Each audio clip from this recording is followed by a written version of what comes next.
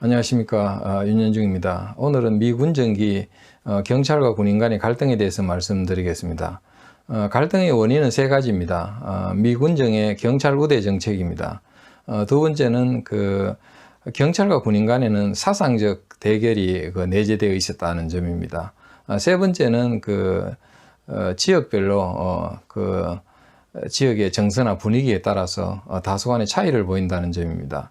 먼저 미 군정의 정책을 보면은 경찰을 치안의 주력으로 봐서 우대합니다. 대신에 국방경비대는 미소간의 군사력을 키울 수 없는 그런 합의도 작용해서 다소간 대우가 못합니다.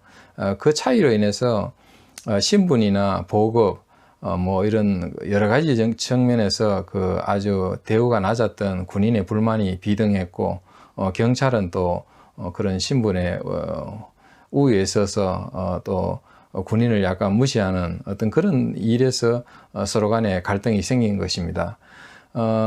특히 일제 치하의 군인의 지위와 해방 이후의 군인의 지위가 역전된 것이 크게 작용했습니다.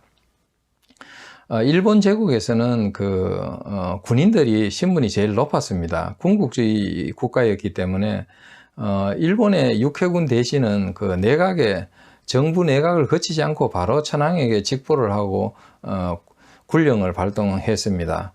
그만큼 통수권의 제한을 받지 않았습니다. 그러다 보니까 한국의 경우에도 조선총독부의 헌병대 사령관이 정무총장을 겸임을 했습니다. 말하자면은 헌병이 경찰을 겸임한 것입니다. 그러다 보니까 군인이 최고의 지위였는데 해방 이후에는 그것이 오히려 경찰보다 더 낮아졌기 때문에 갈등이 더 크게 부각된 것입니다. 그 다음 두 번째로 양측의 갈등에는 공산주의 사상, 여기에 대한 사상 대결이 내재되어 있습니다. 해방 이후에 미 군정의 경찰이라는 조직은 사실 알고 보면은 일제 치하 경찰의 상당수 인력이 그대로 또 경찰을 하고 있었기 때문에 이때 미 군정의 경찰은 일제 때부터 아주 공산주의 사상을 가진 자들을 지속적으로 감시해 왔고, 이 자들을 수사하고 또 체포 구금시키고 해왔기 때문에 속속들이 공산주의 사상 가진 사람이나 좌익 사범에 대해서 속속들이 알고 있었습니다. 그러다 보니까 국방경비대에 들어갔던 공산주의자들은 경찰과 대립할 수밖에 없었던 것입니다. 국방경비대는 미 군정의 정책에 따라서 특별히 사상검사라든지 신원조회 같은 것이 없었습니다.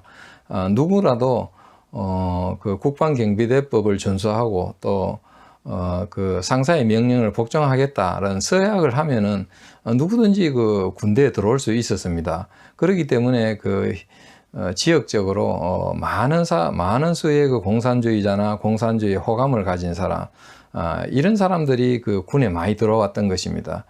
결국 그런 사람들은 공산주의 세력이라고 볼 수 있는데, 군인 속의 공산주의자와 그리고 공산주의자들을 잡아왔던 경찰 간의 대립은 불을 보듯 예상된 것입니다. 그게 두 번째 요인입니다. 세 번째는 지역적으로 우리가 들여다볼 필요가 있습니다. 국방경비대는 우리나라 전국 8개 도에 다 이렇게 분산 배치를 했습니다. 그 중에서 장교들은 서울에서 교육시켜서 보냈지만은 사병들은 전부 현지에서 모병을 했습니다. 그래서 현지 사정이라든지 현지 분위기에 따라서는 상당수 분위기, 국방경비대 부대 자체가 분위기가 달라질 수 있었습니다. 예를 들면은 제주도에 있던 국방경비대는 전부 병사들이 제주도민이었습니다. 전라도의 경우에는 또 역시 병사들은 전라도 사람이었고, 또 부산도 병사들은 부산 사람이었습니다.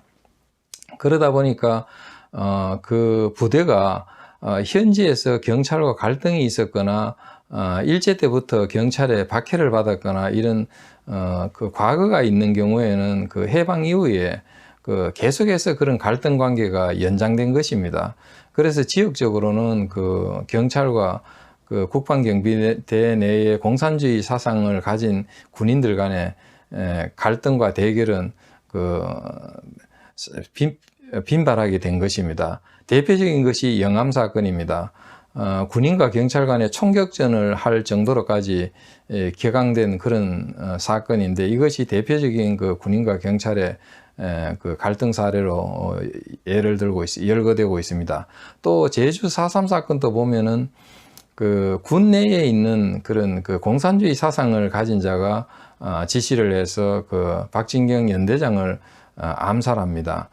군 내에 결국은 그 사병이 그 연대장급 장교를 죽인 그런 하극상 사건입니다. 그것이 결국은 그 군 내의 그 공산주의자들이 저지른 것입니다. 그리고 그 여수 순천 사건도 마찬가지입니다. 일개 연대가 전체가 통틀어서 반란을 일으키는데, 그것이 다 군 내에 있는 공산주의자들이 반란을 일으키고 또 여수 순천 시내를 점령해서 거기 있는 경찰들을 죽이지 않았습니까? 경찰관 100여 명 이상이 거기서 희생을 당하는데, 그것은 경찰과 군인 간의 갈등의 거의 정점에 이른 사건이었다, 이렇게 볼 수 있습니다. 이상 감사합니다.